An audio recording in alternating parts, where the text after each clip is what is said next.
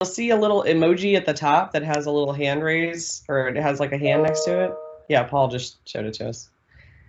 Up at the top, you'll see next to like where the camera and the microphone are.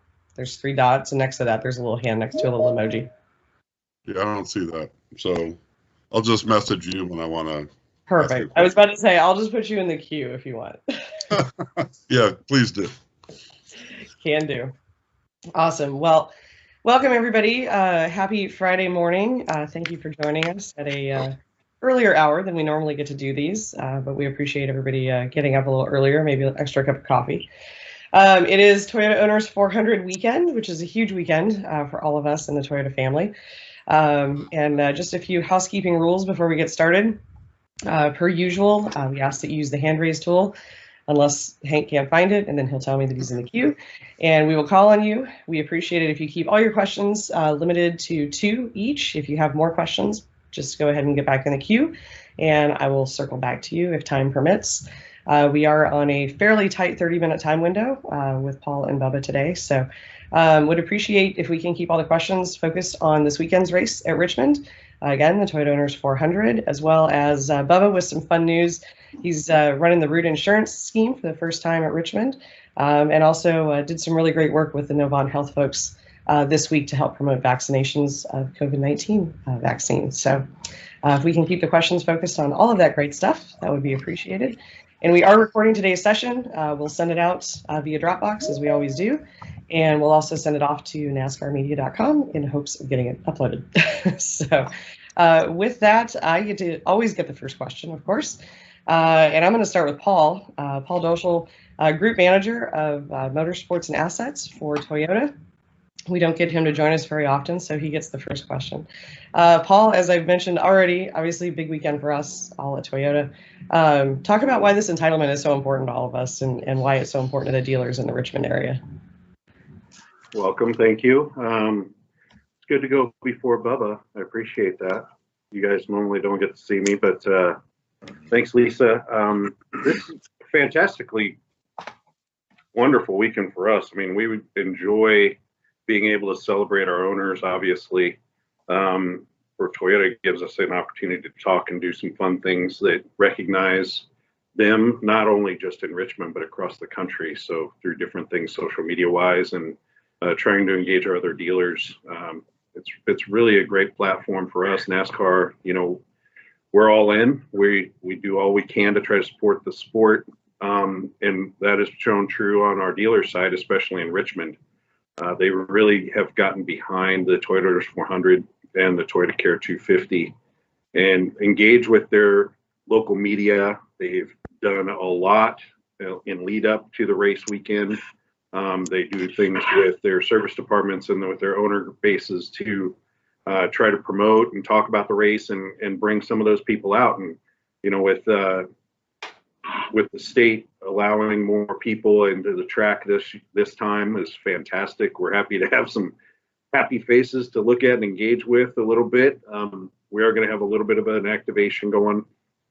So we're just excited to be getting back to a normal pace and getting things running. Really, the Toyota Owners 400 is a great way for us to do that. Awesome. Thanks, Paul. And Bubba, obviously a lot to talk about. Root insurance on your Toyota Camry this weekend, but back with the Toyota family this year, Toyota Owners 400 big weekend. What would it mean to take home that, I guess, replica dealership trophy that is kind of unique to that race?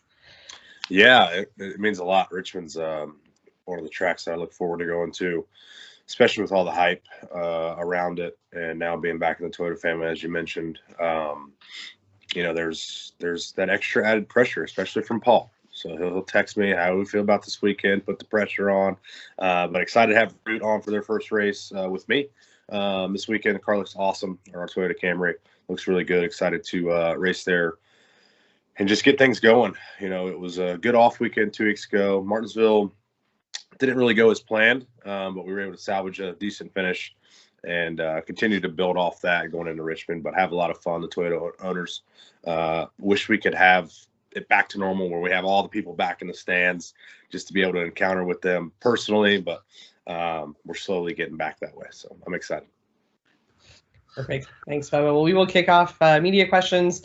We'll start with Hank, who I know was technically in queue before he was in queue. So, Hank, do you want to kick us off? I would love to. You can hear me, right? We can hear you. Go ahead. All right. So, Bubba, you have been very outspoken, I guess, about the need for vaccinations to become a prominent thing in the racing world. And a lot of what you guys do is face-to-face stuff with sponsors and fans and whatever. A lot of other guys have been very private about it. How do you kind of view the whole picture? Yeah, no, it was a good partnership and a good collaboration with Novant Health to encourage others. I'm not, just trying to shove it down people's throats. I'm just saying, hey, I'm comfortable, taking this route to get us back to a normal capacity in all aspects of life. Go back to what we used to do, and Novant Health, had a great outing. I don't know what you want to call it. I had the whole shop floor looking like a hospital floor, all the crew guys getting their vaccines and whatnot. So, I thought, doing my part, saying, hey, if I can do this, we can do it together, and show that we're trying to take the right steps to get us back to pre-COVID, where times were somewhat good, I'd say. But yeah, it's just all about doing the research, and people I know are very hesitant on trying out some experimental shot or vaccine, but I'm okay right now, and I feel good, and knowing that I'm doing my part, playing a small part to help everybody feel comfortable is big. Has there been any reaction to your partnership with them from drivers or other competitors or other people in the sport? No, it's all been good. Excellent. Thank you. Perfect. Thanks, Hank. Next, we'll go to Bob. Go ahead, Bob. Yeah, to kind of follow up, Bubba, did you ever hesitate and say, man, do I really want to be kind of the face of this? No. Do I hesitate in any questions there, Bob, or any requests of that nature? Usually not. And I did want to ask, you did post a tweet, hashtag Dante, right, after what NASCAR posted about what they're doing. And so I'm curious, first off, are you happy with what NASCAR showed this week as far as the groups that they're working with? And was that tweet in any way to try to encourage NASCAR people to discuss it, or was that just something you wanted to do from kind of a personal level? No, it seems like every day now is a different hashtag, which is sad. But no, I'm proud of the efforts from NASCAR continuing to. You all right? My dog's going crazy over here. Sorry. They're continuing to try to show that, hey, we are as well as inclusive as any other sport, and that we want everybody to come out. And so showing that we're showing those efforts is big. And we can't stop. We're not stopping. We're not letting off the gas or anything. We're continuing to go. So I'm excited to see that direction, and excited to have those conversations with the NASCAR leadership to see how we can just continue to build off this. But yeah, you just gotta keep going. There's this never-ending battle, and as we see each and every day, but we'll try to do our part, and hopefully one day society will wake up and treat each other with respect. Thank you. Perfect. Thanks, Bob. Next, we'll go to Claire. Go ahead, Claire. Right. You can hear me, right? Yep. Got it figured out. My AOL tends to exit out of the Microsoft Teams, so thank you.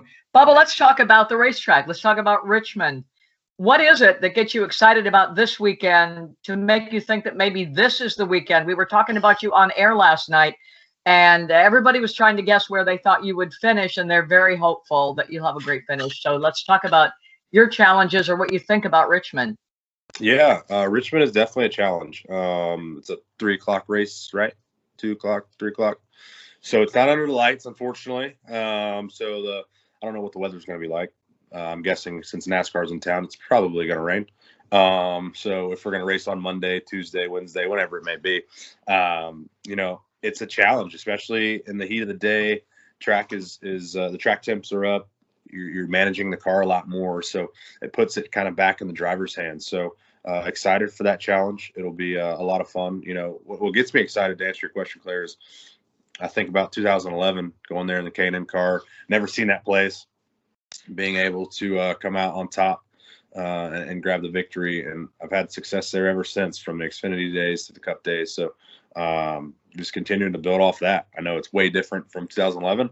Just crazy to think it's been 10 years ago.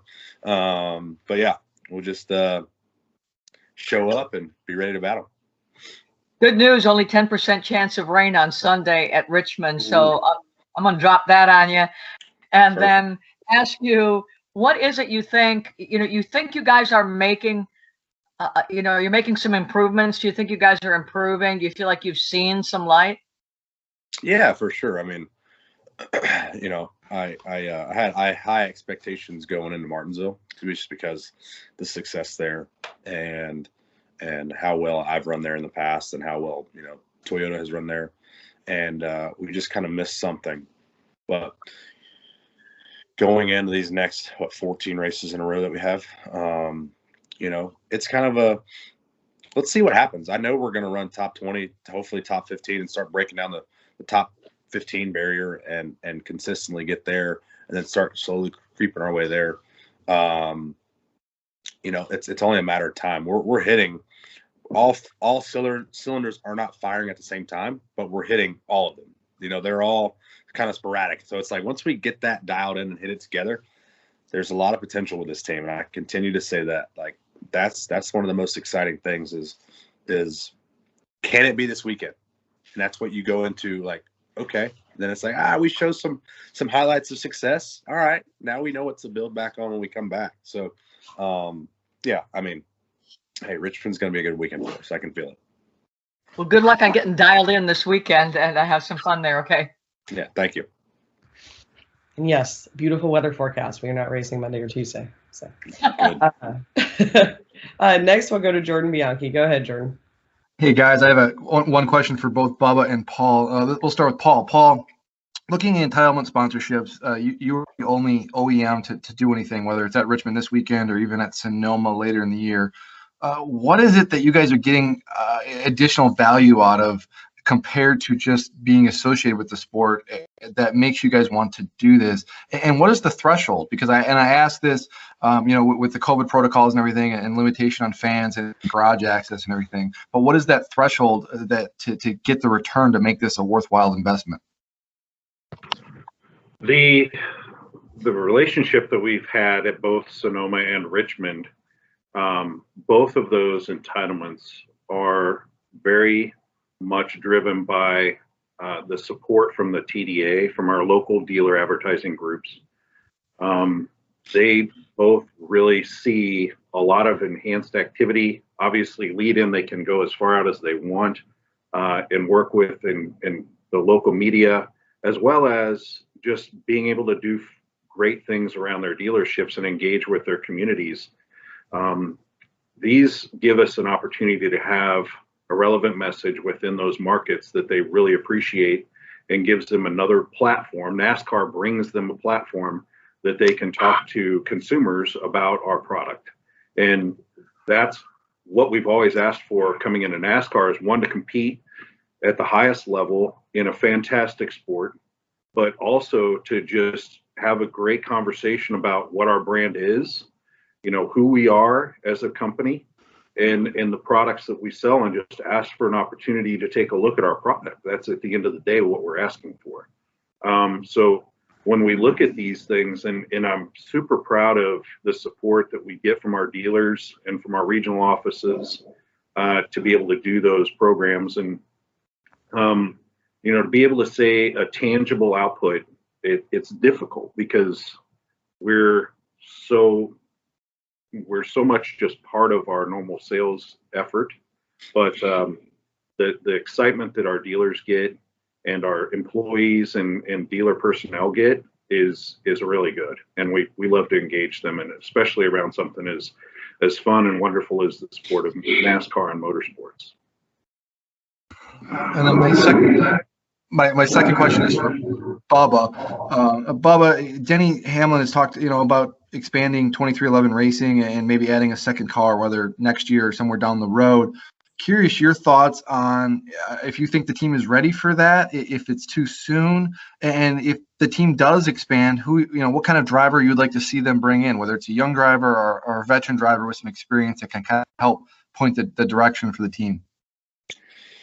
Well, that's above my pay grade. Both of those parts of that question. But no, I'm here to help advance the team each and every race and progress and get us to the next level each and every race. So, whatever their time frame is, I'm a part of it, and I hope to help continue that to grow for many years to come. Where we're at, what we have going right now is something super solid and a really good foundation for us to continue to build and add new teams and new cars, new drivers. So no matter when, I don't know, no matter who, hey, that's Denny. It's Denny's call there.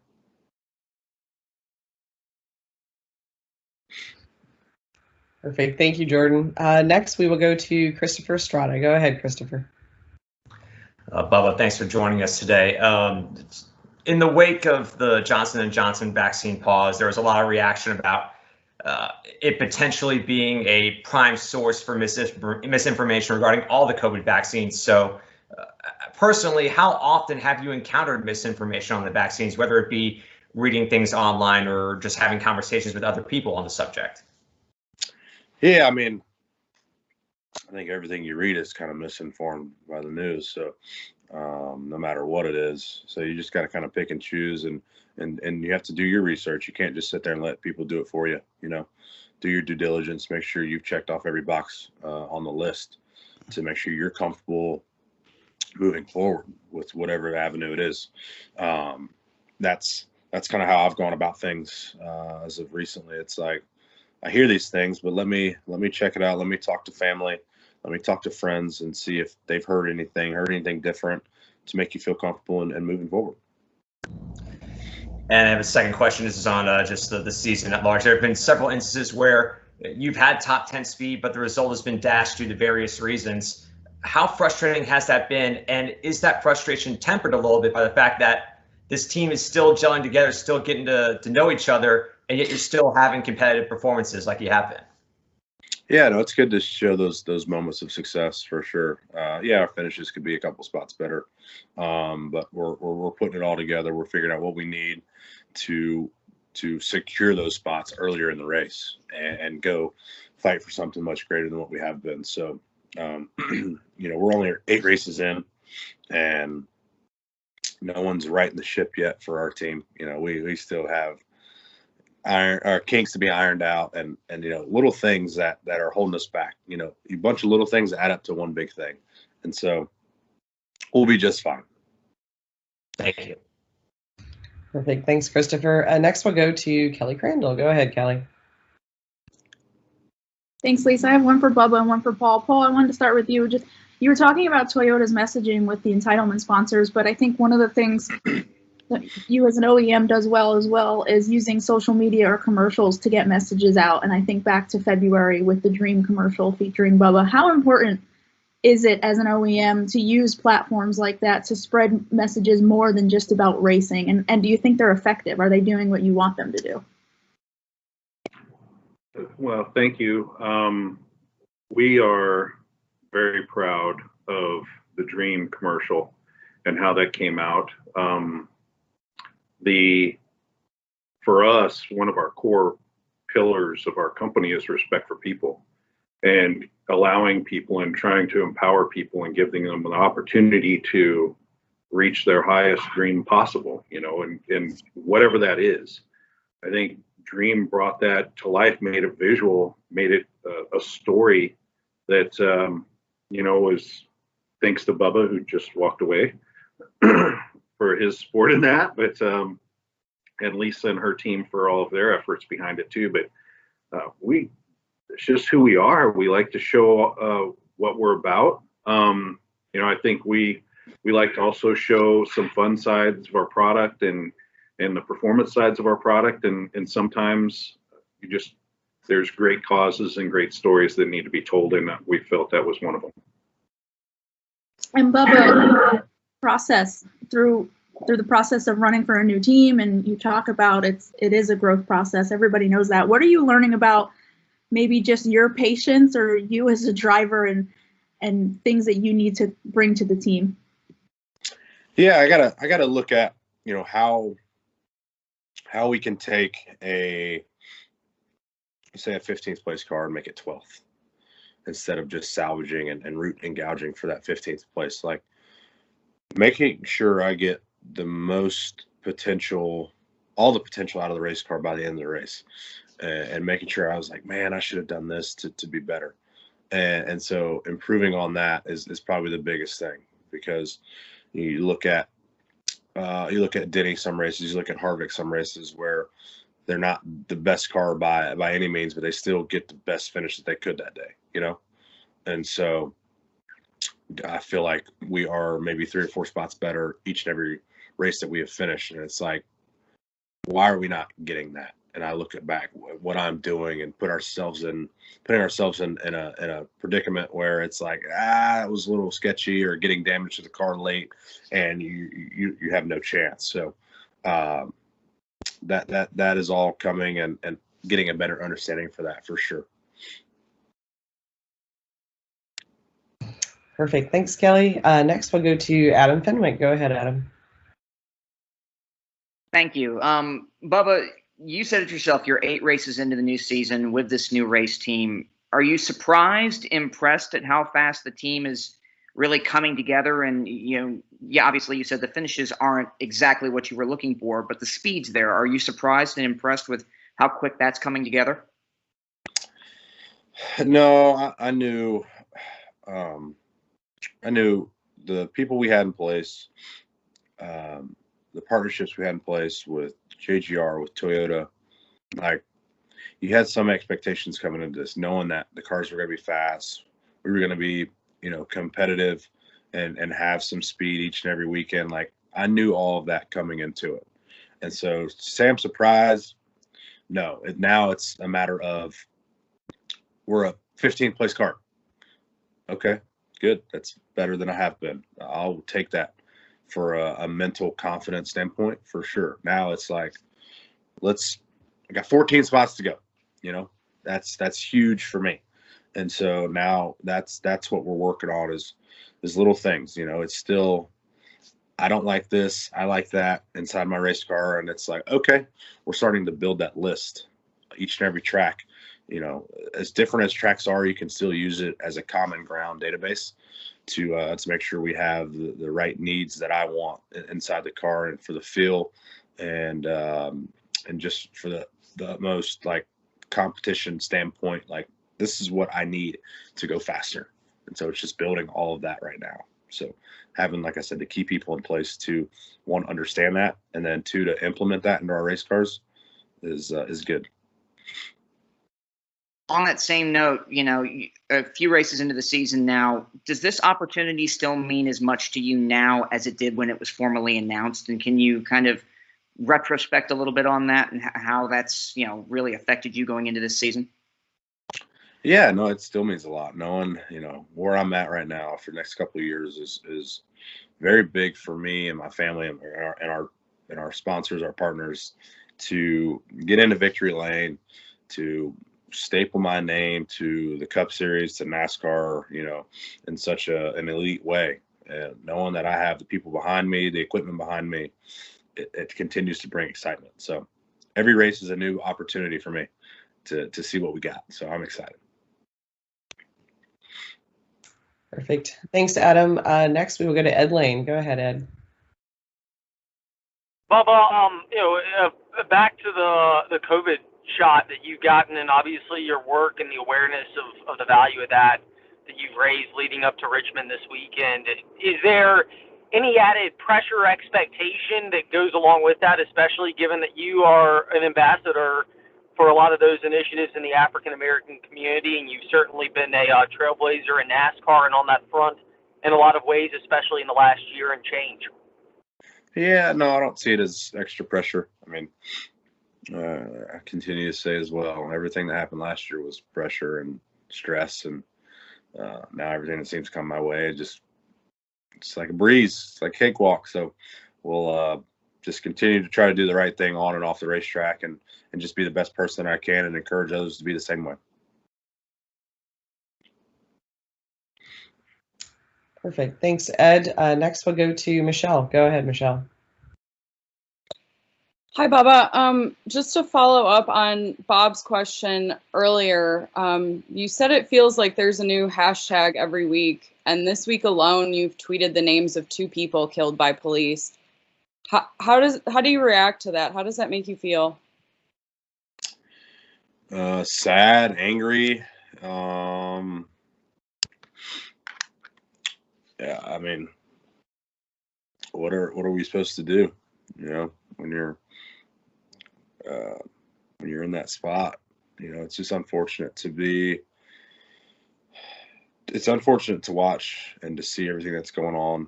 And,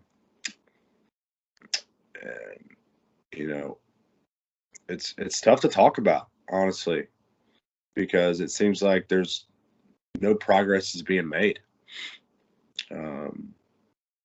Especially the one I watched last night where shot the 13-year-old kid and hands were up. So that's simply doing what you're asked to do, and still not good enough. So I don't know. It's frustrating. Thank you.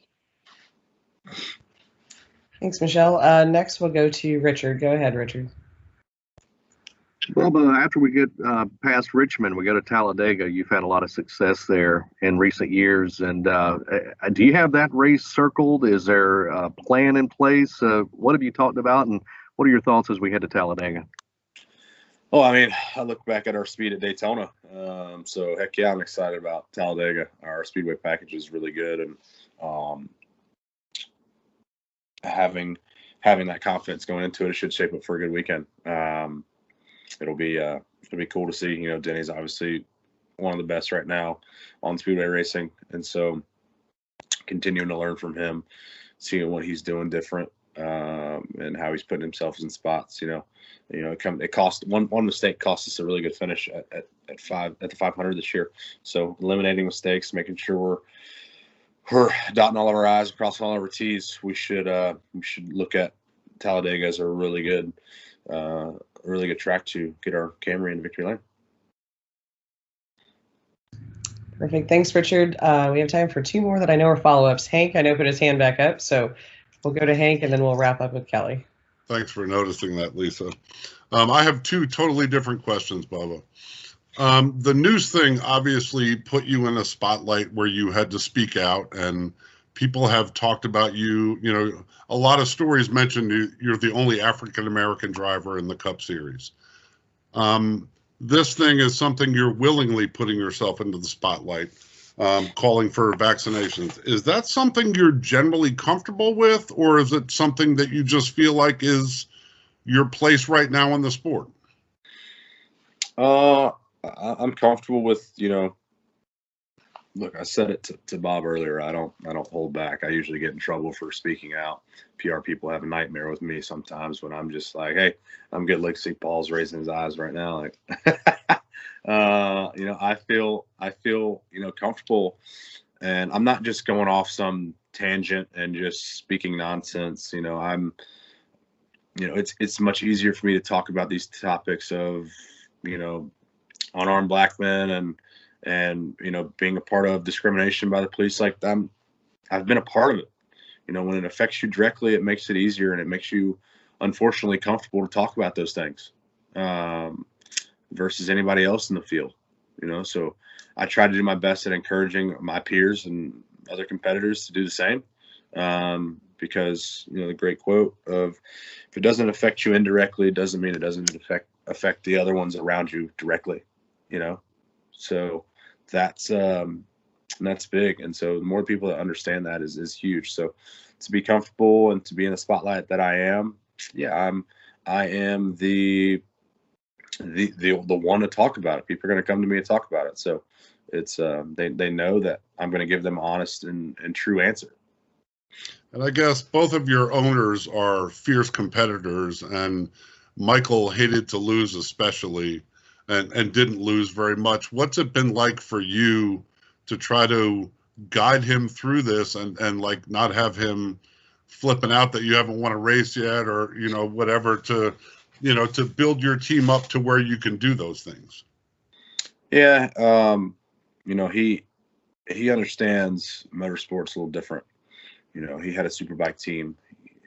You know, you can't win every race. Having Denny as co-owner there is like managing expectations. And from the sounds of it, you know, talking with Denny, you know, we are exceeding expectations that they kind of had set in place, you know, before the season started. And so, you know, after our good runs, I'm getting a text from MJ saying, "Good job, kid." You know, it's stuff like that. That's like, that's pretty cool. He's paying attention. Yeah, he knows we're not winning, but he knows we're continuing to make steps and make progress. You know, it's not something you just jump right into and expect to win. You know, you're living in fairy tale land if you expect that to happen. Do we expect to win? Absolutely. But we have to do a lot of work in the meantime to get to that level. So this sport is tough. You know, looking at the Bristol dirt race, I was talking to Jay Fabian, the series director, and I said, doesn't matter what you throw us in, clown cars, made up dirt tracks that you can't see on, we're all going to figure it out in a matter of 5 laps. And it becomes super competitive. And it's so tough. It's so tough to win at this level. And so knowing that and making sure that each and every weekend our cars are prepped, our Toyota Camrys are super fast and ready to hit the racetrack, you know, that's the big thing. That gets you halfway there. And the driver has to do the rest of it. And so putting everything in place to be successful. Sometimes you could hit on all cylinders and still not win. That's just how tough this place is, or this sport is. So we'll be fine. Great. Thank you. Yep. Thanks, Hank. And we will wrap with Kelly. Go ahead, Kelly. Thanks, Lisa. But just one more real quick. You mentioned Root Insurance being on the car for the first time this weekend. Yep. Just curious, what can we expect from your partnership with them and their activation in the sport? Man, they really want to do things different from a activation standpoint and just a messaging standpoint and just an awareness standpoint of who they are, you know, where we're trying to go as a society, and to push the correct narrative about just society, about people, and how to get car insurance as well. So which is really good for them. So you know, we could call them the more aggressive type of the way that they are approaching things, but it's good. You know, I'm all about going off the beaten path and doing something different to bring the right awareness in. And some may have concern with that. It's like, whoa, but like I said earlier, I'm all about testing the limits, testing the boundaries, pushing those limits, crossing those boundaries, and asking for forgiveness later. Sorry, Alicia. Awesome. Well, with that, we will wrap. And no, Bubba, you are not a PR nightmare. That comes from probably Alicia and I both. So. Oh, well, I got room to go. See, there's those boundaries. I got to keep pushing. Awesome. Well, thank you, everybody, for joining. We will send this link out once it is uploaded. We definitely appreciate Paul's time. We definitely appreciate Bubba's time. And let's make sure we get a Toyota Camry in Victory Lane for the Toyota Owners 400 on Sunday in Richmond. So Sounds good. Cool. Thanks, guys. Thanks, everybody.